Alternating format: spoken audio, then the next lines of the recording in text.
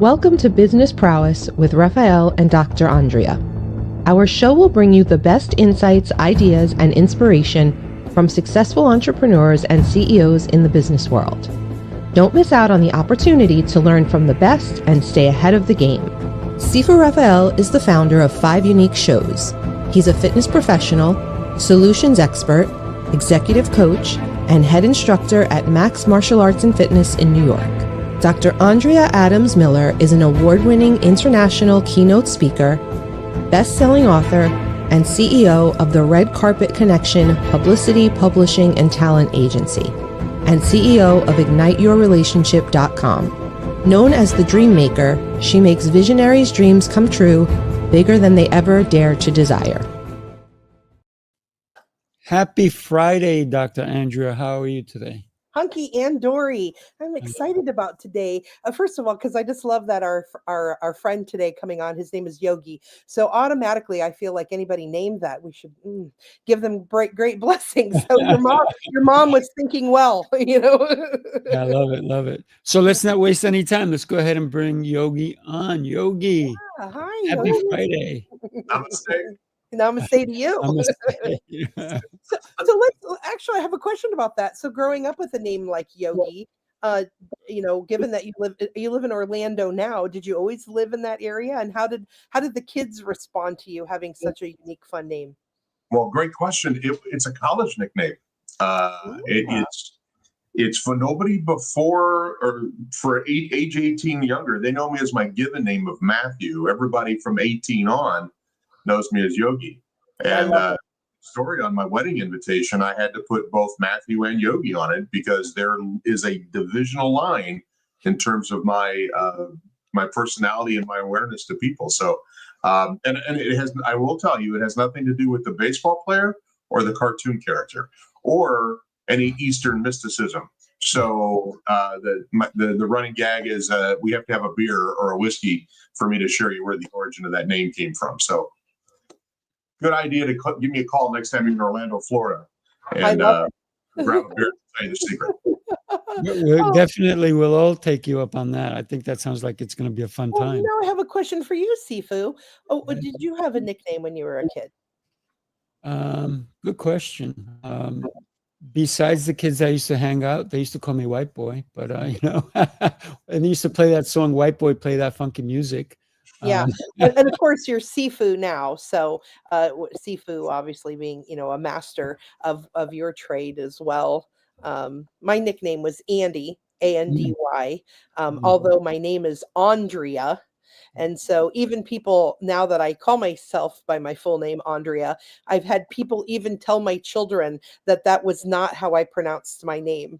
Well, that's because they never said my name. They always said Andy. And my parents didn't call me Andy. And so it was always Andrea. Just Andy was the short abbreviation of it. So I'm like, no, it was always Andrea. We didn't change the sound of it. Very interesting when we think about names that we get because other people have put them on us. But because we are talking business, what names do we give the people we associate with sometimes? Do we call them the boss? Do we call them, well, that one over there, that one's trouble? So we associate sometimes easier with someone when we can think of them in a certain way. So I'd love to get that thought out there for you guys to help me unlock that, if you will, because today we're talking about unlocking the power of leadership as well. Anybody want to take that one? Yeah, I think as human beings, we just have this natural amygdala fuel need to categorize everything that we talk about and put them into groups and whether to be able to identify you first through a group and then as an individual, or as a species, we survived by getting into groups and tribes, and so there is an element of comfort there. So when you assign a label or something to somebody, for me it's a very personal thing. It's not something I strive to do, but when I do it really increases that level of familiarity with me. And it also helps me kind of frame up who you are and how you fit into my life. For example, I do happen to call the people that I report to boss. Like, hey, boss, what's going on? And to me, that is a moniker of distinction. That means, hey, I respect the position that you're in, and I'm in deference to your knowledge and your experience and your ultimate approval, right? But I've had bosses come back to me like, I don't like that name. I'm not a fan of it. I'm uncomfortable with it. So, even though you have this innate need to kind of categorize, it's not necessarily received well by others. I like love that. that. Yeah. Business wise, I shifted to doctor. I have multiple doctorates, and I never called myself doctor for years because I had been ridiculed for having advanced knowledge. Where, like, people, because I had advanced knowledge, I had family members and so forth that would say things to me as a put down for being intelligent, and so I didn't use it. And then I finally. With being a master neuroscientist, was able to release those belief patterns of, like, I'm unworthy of having the title. And I'm like, well, worthy, yes. And I paid for them. So I get to use them. So I finally started calling myself Dr. Andrea a couple of years ago. And it's interesting because some people still don't like it and won't call me that. And I've actually refused, said, you're not my doctor. And I'm like, well, it's just like calling somebody doc who's a baseball player, or something. It is also a nickname, so to speak, but it shows, for me, it is the distinction of that I am known for my what I can do and how I serve others and the knowledge that I have, and I appreciate it. And if people don't want to say it, that's on them. It's not, I don't buy into it. So that's why I like that your name was Yogi, because even though it might have been a college nickname, I think it professionally helps you stand out, just like Sifu's name. It's a double-edged sword. Yes, it helps you stand out, but people also remember you as well, and sometimes maybe not in the best light possible, right? That you're tough to forget. But thank you for that. I had always. It's interesting. I've always wanted a nickname, and I had tried to plant the seeds for nickname earlier in my life, and it doesn't stick. I think, and Sifu, maybe you experienced this too. Nicknames like this that stick and become who you are, part of your persona, have to be given to you by somebody else. You almost have to be anointed by somebody else with their perception of your brand in order for it to stick. Because I don't think you can. Now, Doc, you've got the credentials. You've earned it, right? That is a well-earned moniker for you. But for nicknames, I think it really talks a lot about who you are and where your why is, where your center is, because if it's given to you by other people, they see that and they reflect that back to you on that label. Sifu, similar experience with your nickname? Well, when we think about mine's a title. So what I did is like Dr. Andrea, I said, so many people have been calling me that. When I decided to do a lot more on social media, I said, instead of me calling myself just Rafael, let me use that to distinguish myself from so many other Rafaels out there. Or there's a lot of Sifus out there too, but not many are Sifu Rafael. So we put those two together. Now, when I go to an event, people don't even use my first name. They're like Sifu, and everybody knows it's me, right? So, and also a lot of people say, you have to meet Sifu. And they're like, who's Sifu? And then like, that guy over there. And so all of a sudden it's tied strongly to who I am, I identify. But for me, Sifu truly means I'm still learning. I'm an avid student. I may have a black belt. I may train other black belts. In Chinese martial arts, that's the highest you can go. And for me, I'm still a white belt. And so what I've learned throughout the whole time is that we may look at somebody and we may say, we see them this way. But the question is, do they see themselves that way? Because I learned very early on that there was this kid, I think it was third or fourth grade. I really liked this kid. and his name was George. And I used to call him everything except his name, George. He was shorter than me, so I used to kind of like say things like, funny things that I thought were funny.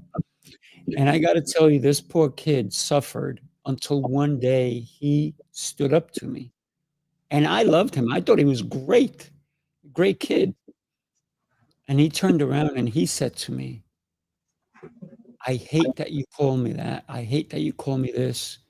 My name is George. And I, at that moment, realized I was being a bully. And I didn't realize I was being a bully. I thought I was showing him affection. Yet it wasn't affectionate to him. So I understand that sometimes before I start calling somebody something, maybe that I think, I'm going to ask him if that's what, because if everybody's calling you Yogi and you're like, I hate that, then I'm going to say, do you like being called Yogi? And you go, no. I'm like, oh, well, then what would you like to be called? But if you go, yeah, man, it kind of sticks with me. I love it. I'm like, then that's what I'm going to call you. Same thing with when it comes with somebody with a name. Somebody tells me their name is Robert. I will respect that and I will call them Robert. And other people will come over and call them Bob or Rob. But meanwhile, I will always call them by their given name unless they correct me and say, do me a favor, call me Bob. I had a client one time, I'm teaching Tai Chi. I'm in a huge facility. And I go, Richard, just move your left hand this way. And I got to tell you, I don't know if I was embarrassed or overwhelmed by what he said next. Who wants to hear what he said next? I think there's a punchline in there somewhere, but he turned around. I'm going to be honest with you, and forgive me. I'm not trying to curse here. But he screams across the room. He goes, call me Dick. And I was like, so it would have been very hard for me to scream across the room and go, hey, Dick, turn your left hand this way. So I kind of said, is it okay if I call you Richard or by your last name in class? I'll call you Dick in person, but when we're running class and I'm telling you, some people may think of it as offensive. And he goes, yeah, that's fine. And he was not a young man. This is a man he was a doctor, a very, very respected doctor. But he was more comfortable being called that. But somebody else who may have just been walking by or didn't know us would have said, my God, Rafael's being so disrespectful to this guy. So I'm very careful of that nowadays. Thoughts. You said something that really inspired me. I just wrote an article on LinkedIn this morning about the importance of being genuine. And you can provide a label on yourself or a nickname or whatever, but if you're not able to back it up with a genuine sense that is who you are, that's a detriment, right? Sifu, that's a title of honor, and that is a title of distinction. But from knowing you in the short time that I've known you and hearing your stories, people see that, and so they identify with you, and that's why it became a part of your persona. I think those that put a title in front of you, but then don't back it up with who they are and what they do and what they say, you come across as a used car salesman, and I think that's a detriment. The importance of being, that. You were talking about again that genuine. When I got that nickname, I would go up to people and that I would meet, and I'd say, "My friends call me Yogi." And I found that to be a very kind of opening statement that really kind of opens up that era and that door for rapport, that I'm inviting you to be my friend. I'm inviting you. And then to know that you back that up with how you interact with them. That's why it becomes a part of you. That's why it's not only inseparable with you and your business and your marketing, but it's also inseparable with the people that know you too. And it's because it's truly who you are. I like that. I love that. I'm sorry, Dr. Andrea. I heard somebody say this same thing that you just said. And they said, my friends call me Tom, but you can call me Thomas. And I was like, oh, so you were not friends yet. They didn't say it to me. I overheard them say it to somebody. And I was like, oh my goodness. And I was like, okay, message I heard. have heard people do that as well. And it is very much like an FU is what I take it. Like I don't want to be your friend, and you are not. It's very. I'm like, okay. And then when I've heard that, I thought, well, I don't know that I want to be friends with that person. Fair. I've also heard people explain it. People call me this, but you can call me that. When we get to know each other better, then you can call me the other, right? The first, what my friends call me, because I like to become friends with you. So people have clarified that. Yeah. But I would introduce myself as, if I didn't want somebody to call me Sifu, I would say I'm Rafael. Yeah. And then that keeps it clean. Mm-hmm. Yeah, it's interesting hearing you guys say that, because then, then I'm curious, what is the story behind all of that? Like, what are their beliefs or thoughts of opinions that they need to share that information for other people? And then, of course, how they hear it. Like, I hear it as a FU, where maybe they're just trying to say the opposite, like, well, this is what it is, but because we're not close, it's probably best that you don't call me that, or whatever their boundary is. So now next time I hear that, I will see it with different view or a different light, without my own pretenses of what that could or could not mean. Yeah, absolutely. There's been a lot of work recently about setting boundaries, right? You hear this about all the time in terms of setting your personal and professional boundaries. And I use this term a lot, shaken puppy syndrome, where who knows what that individual has gone through in their past in terms of relationships, in terms of names. Names are powerful. Shakespeare said, hang on, so the name is the sweetest sound in the ear, right? Carnegie says the same thing. So there is some vulnerability when it comes to names, and especially nicknames, especially if this person has those emotional boundaries. So they're just setting expectations up front. So, and unless it comes across as that veiled threat, as you were saying, like this, FU type thing, you got to respect it as somebody setting their boundaries. I appreciate you saying that, because, and me hearing it now, so I'm talking about past situations, and I'm a master neuroscientist now. So I was thinking that I'm like, I told that story or reacted to that based on past stuff, like stuff from like 3 or 4 or 5 years ago or longer. And then I'm like, and hearing you talk, I'm like, I hadn't thought about how I would respond to that now. I probably wouldn't even have heard it now. I would just respect whatever they said they wanted to be called and not added any story to it. But definitely, we all have situations where it doesn't matter how much neuroscience I've done. If I've had a bad day or a bad situation, I may still bring up a story or add something to things, even though I spend my whole life trying not to do that. And I think it's very beneficial in business for us to definitely, anytime we hear people talk, to try to hear it from their model of the world and not what we're trying to add to it, or even mind read into what they're trying to say. I gotta go ahead, Yogi. Go right ahead. I respectfully decline. I'll let you go first. Well, when you were saying that, I was thinking about the line, "They call me Mr. Tibbs," right? From I think it's in the Heat of the Night, that movie, and it could be a cry for respect. That don't call me by my nickname, call me by Dr. Andrea, because it is something that I've earned. I'm very proud of it, and it says, look, I am somebody to not be walked over. That's right. Yeah, when I first started saying it, that is probably definitely what I had in line, where I was thinking about what you said, but my friends call me. And I think that's what I'll tell people. Like when I meet people from now on, oh, I'm Dr. Andrea Adams-Miller. And they said, but my friends call me Dr. Andrea, because I don't like to be called it because I'm demanding respect, which that definitely was me when I started doing it. But that is not me now. Now I'm just Dr. Andrea, because that's how I hear it, and I like the flow of it.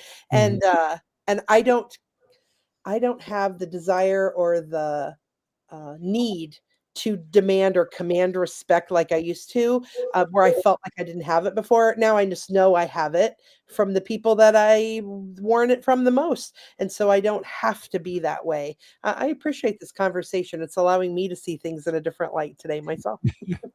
That's leadership 101 right there. It's respecting the people Mhm. we're around, right? Yeah. Think about, I'll tell you something that's happening because I took on the name Sifu Rafael instead of my full name, right? On social media. I get constant reminders from Facebook that they want to pay me for all the content I've put out there, but they don't recognize the name Sifu, so I can't get paid. And when I give them my full name, they're like, "We don't know that person." So I'm like, you know what? I'm not on Facebook or anything like that to make money. I'm not that guy. I'm here just to help and inspire people to do better with their lives. And then it leads me to how we're perceived in the leadership or business world, because what we may be called at home is not necessarily what's going to help us in our professional life, right?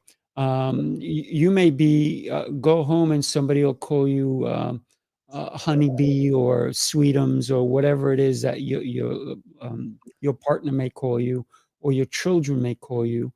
But when you go into a work environment, if you're a lawyer, can you imagine, honey lawyer? It's not going to happen that way at court, right? So there is a different title that we kind of have to wear when we walk into a corporate setting or a business setting.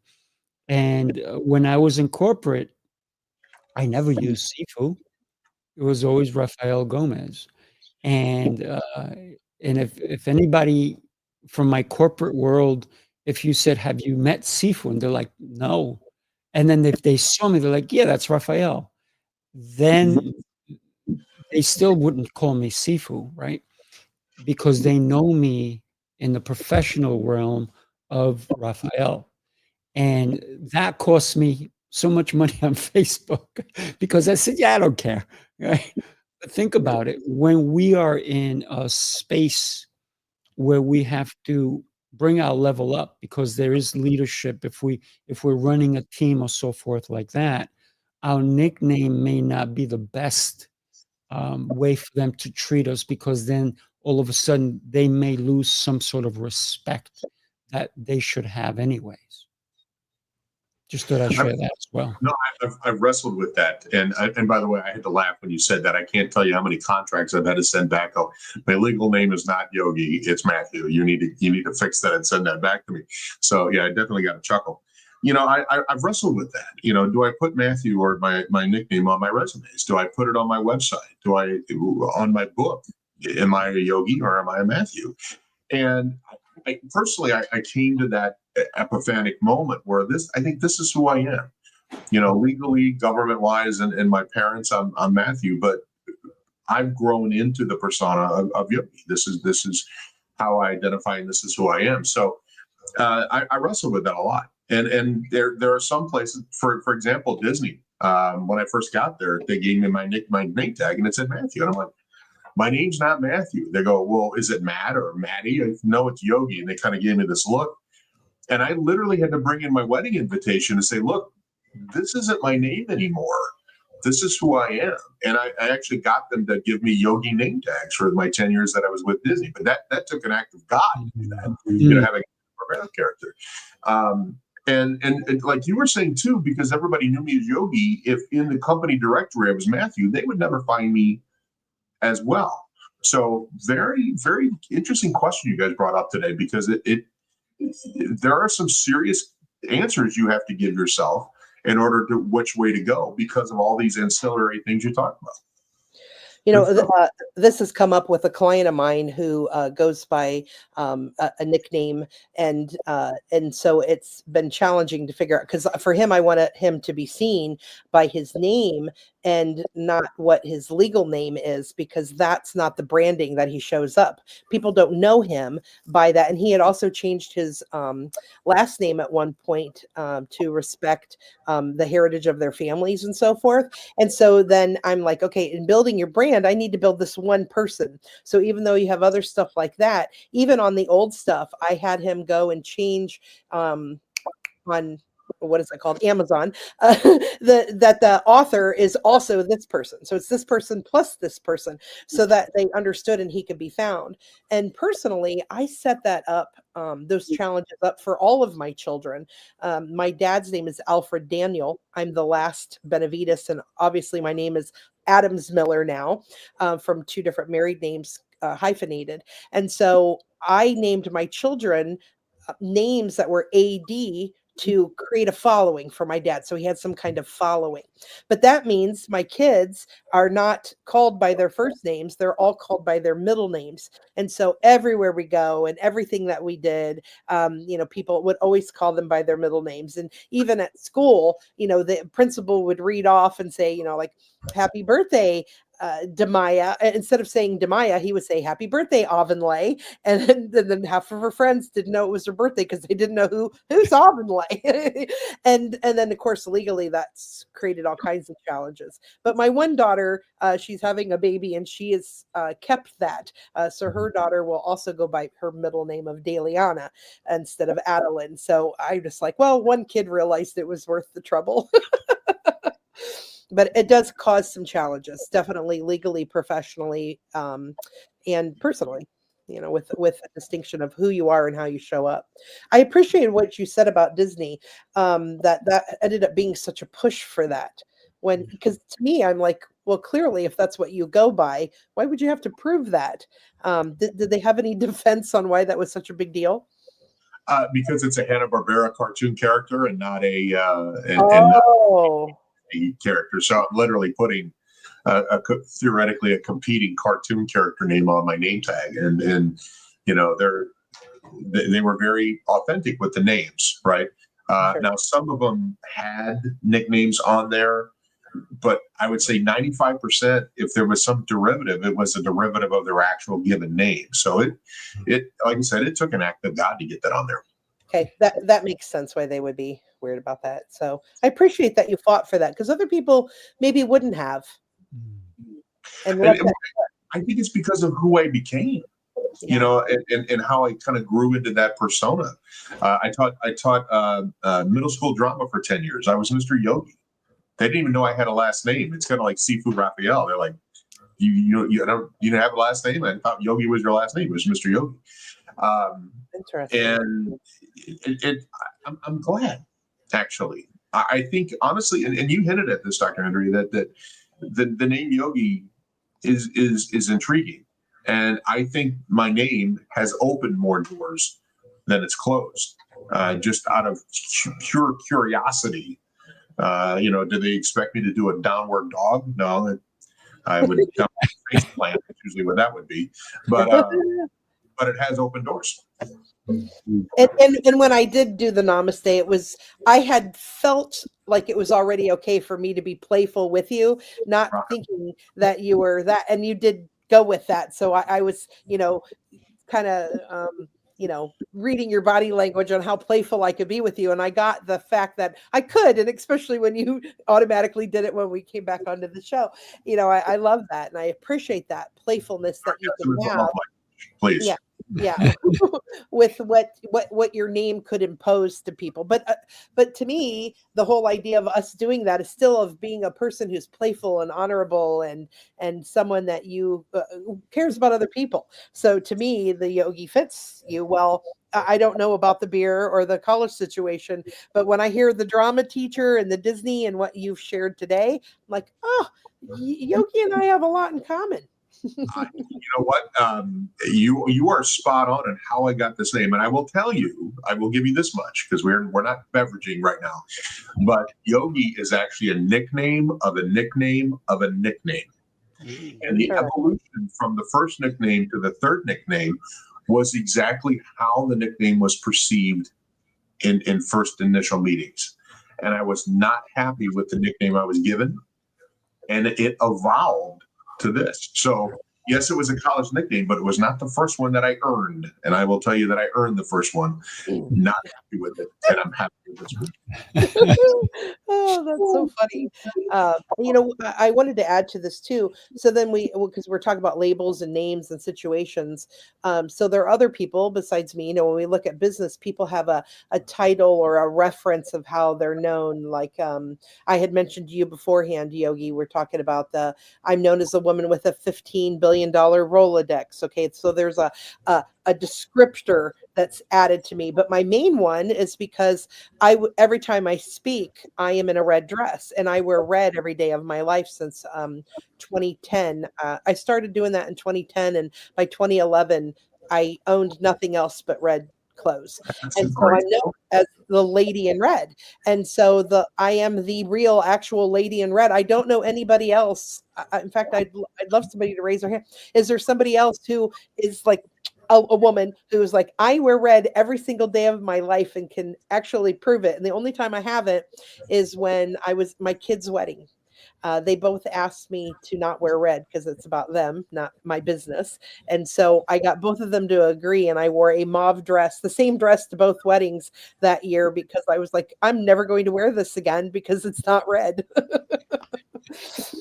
But that's a great story. And I think when you take the nickname or the moniker or whatever we're talking about, and you with Sifu as well, when you back it up with a great story about how you got there, I think that not only adds to the mystique behind it, but also the stickiness of it too, from a recognition standpoint, that it's not just some not backed up title you give yourself.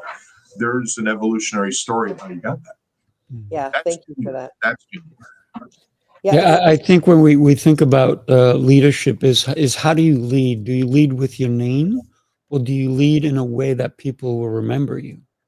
And so when I decided to go with Sifu Rafael, I wanted people to recognize. So for me, it was branding, right?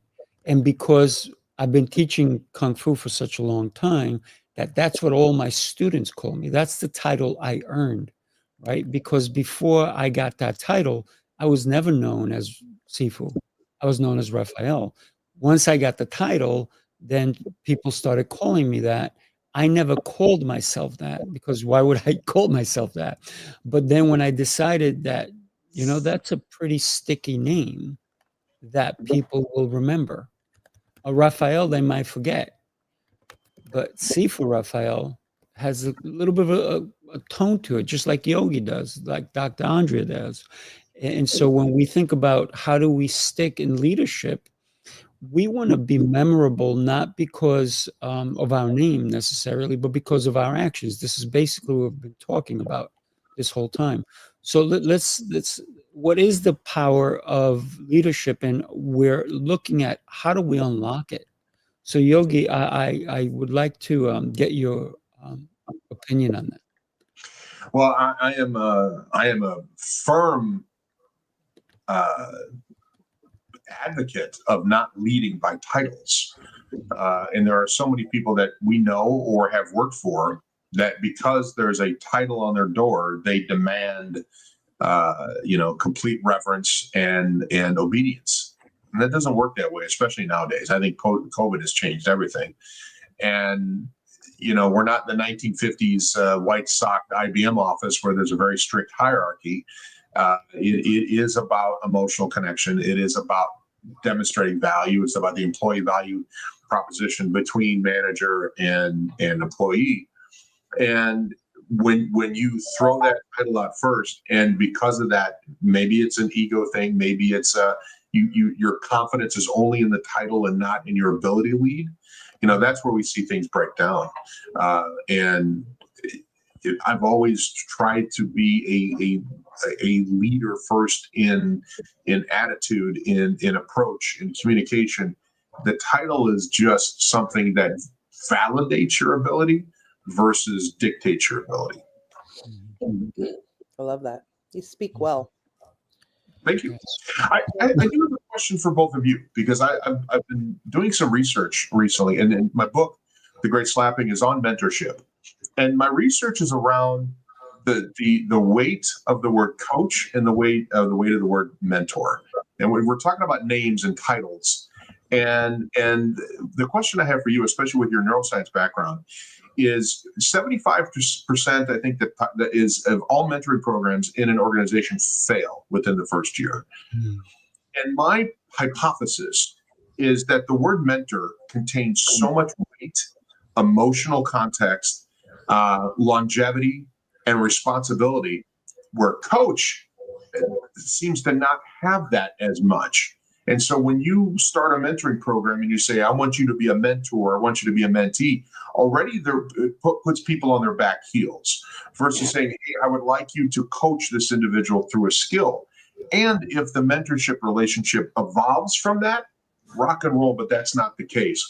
In your experience, where do you see that weighting, or do you see that as potentially a detriment, and not being that antechamber, that starting point for that type of relationship, because of all of that context that might be weighing on somebody, and maybe feeling they're not capable of doing that?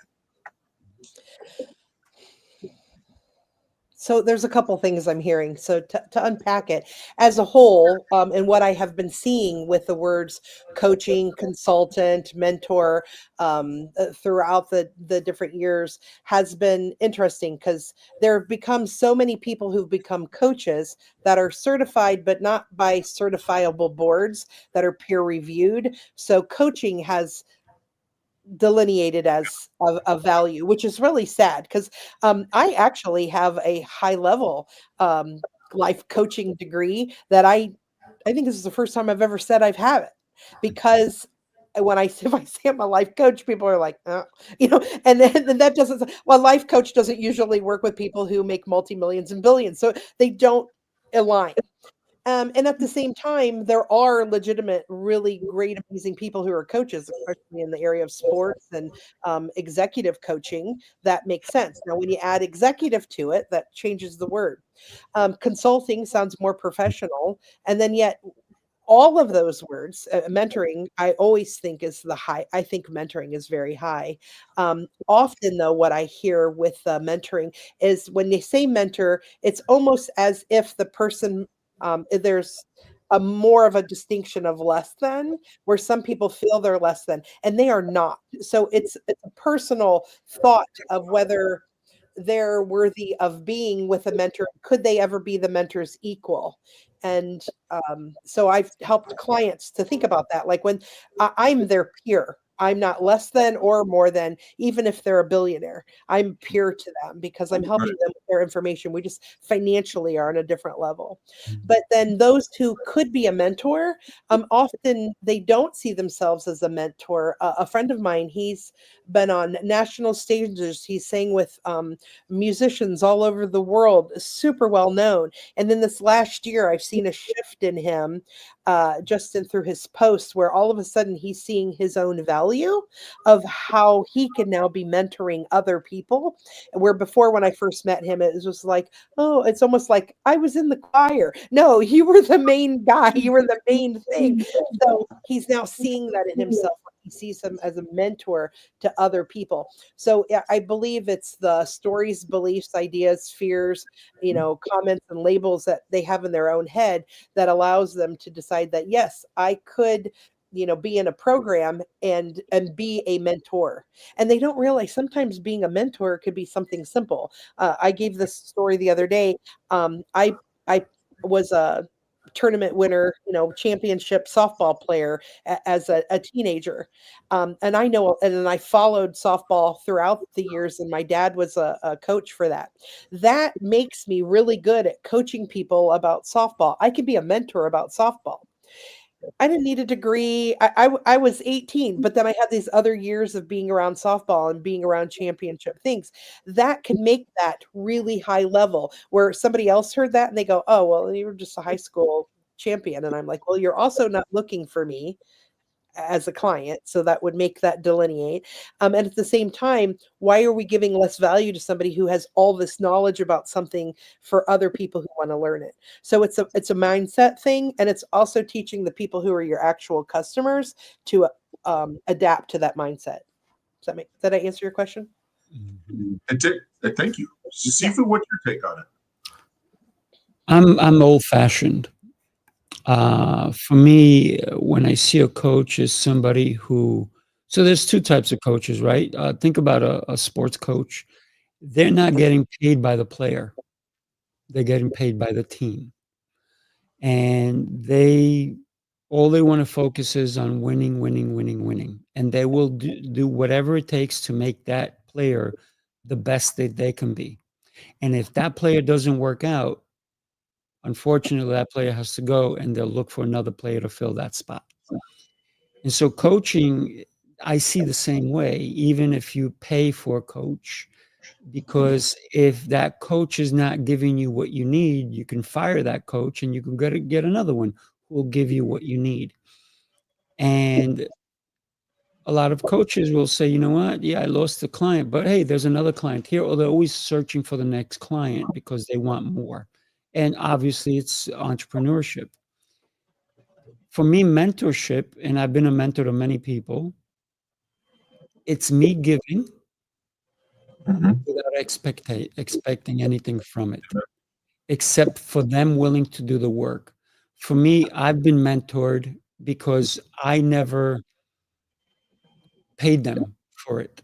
They saw the value in me learning from them, and the fact that I was hungry to learn, they were willing to share more than they would if I paid them, because they are now invested in me as an individual. And to me, that's true mentorship. So when I mentor somebody, I don't talk money at all. And probably I may even give them more than I would a paying client. Happiness is planting a seed of a tree whose shade you will never enjoy. That's a great quote that I kind of live in my why and the core. Absolutely. Coaching is transactional. And mentorship, there's a line that I used the other day in a talk I was giving that, mentors don't settle for the person you are today because they see the person you are tomorrow. And that's why they invest. And without that expectation of pay. Mentors, I think, and Dr. Andrew, you kind of hit on this a little bit. I think there are some apprehension about mentorship because you feel that you need to have this amassed amount of knowledge to be able to pass down. When in actuality, and I talk about this in the book, that mentors don't necessarily have to have all the knowledge, but they have to help that person kind of unlock their own potential to get there and to help find that own knowledge themselves. I think part of the apprehension that people have is, well, I'm not smarter than this person. I can't be a peer mentor. And that's probably just the opposite. I think the coaches need to have that knowledge because they have to transfer that knowledge into skill with that individual. If you can teach them how to kick the ball, but if they can't, and your goal as a coach on that team is to win, you might bench this person or suggest another sport, right? Mentorship is not that, because mentorship is, to me, just the massaging of that growth that will help them learn how to kick the ball themselves and do it well. I appreciate you saying that, because to me, a mentor is just being able to see an outside view of what that other person is doing. And then maybe from their own experiences and knowledge and information has particular detailed insights of what they're doing for that situation. And, and sometimes it's not about knowing more than, it's about having just an outside view of. I guess I kind of repeated myself. And I need to do a correction. I just realized I said the word delineating twice. And I'm like, I meant the word diminished. Coaching is diminished. If it was delineated, we would be talking about it more specifically.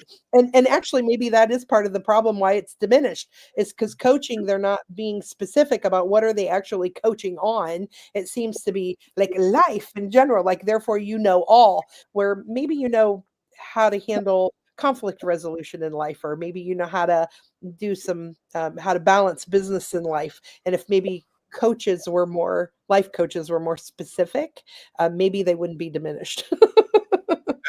point. I gotta say, if you ever read the book Rich Dad Poor Dad by Robert Kiyosaki, I love the fact that he claimed he had two parents, right? Two dads.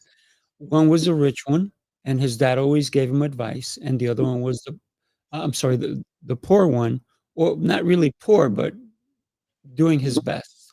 And then he had his friend's father, who was the rich dad, who gave him advice that really made him who he is. And he didn't want to live the life that his current dad, his paternal dad, had, because it was great advice, but it was not advice that would help him, because he didn't see the bigger picture. So when I read that book, I truly, truly enjoyed it, because that was mentorship, 100%. Rich Dad never asked for a penny. There was no transaction. It was more of, I'm here to help you achieve something and help you become great. So for me, that's what mentorship truly has been. It has been for me for my whole life. I've had some incredible mentors. I've had some incredible coaches. I paid a lot of money to my coaches. And guess what? I still have coaches. Thank God I still have mentors. And when we think about the difference between both of them, there is a difference. And it's not so easy nowadays to get a mentor, unless, to me, the way I see it, you have to be willing to be menteed. Oh, 100%. You mentioned it before, where a mentor can't drag you to the top of the mountain. You have to do a majority of the climbing. And in the book, I say minimum 51%. A mentor's not going to chase you down. But if you have a mentee that's bringing 75, 80% to the table, the sky is the limit on what you can unlock in their potential. Absolutely. Absolutely. Hey, I just realized we're out of time. Hour. We're doing really good. I have enjoyed talking with you this morning, Yogi. It's been quite a blessing. So, Yogi, what we're going to do at this point is we're going to bring your website across. Yep. And then this way, you have 45 seconds. Tell us what somebody can expect when they go to your website. Thank you very much. So craftleadership.net is craft leadership is my passion in life.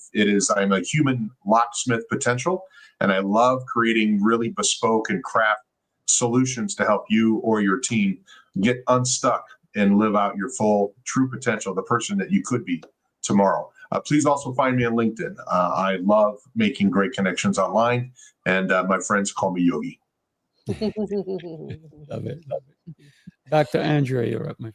Yeah, Dr. Andrea Adams-Miller. I own the Red Carpet Connection, and I take great pride in working with elite entrepreneurs and CEOs to help them explore how they can have their dreams come true, bigger than they ever dared to desire, and create a life of wealth and legacy where they actually get to live in their life, not just leave a book behind for their kids to read about it. theredcarpetconnection.com is my website. I'm Sifu Rafael, and I got to tell you, I truly, truly enjoyed this conversation today. Thank you to both of you. Dr. Andrea, always a pleasure to be on the show with you as well. Find me at sifurafael.com. Easy to find, right? And think about that. And if you see a QR code on the screen, it is because I'm doing events. The next one is December 6th and 7th in New York City. And we bring together extraordinary leaders, authors, podcasters, movers and shakers, visionaries, actors, actresses, and so forth. So come join us, have some fun with us, and experience something that you may have never experienced. And we make true and great connections like we did today. Thank you, everybody. Do me a favor, share the show with everybody. What a great show, Yogi. We got to continue this conversation, my friend. It's a pleasure. The light in me recognizes the light in you. Thank you. All right. Bye, everyone. God Bye-bye. bless. Thank you.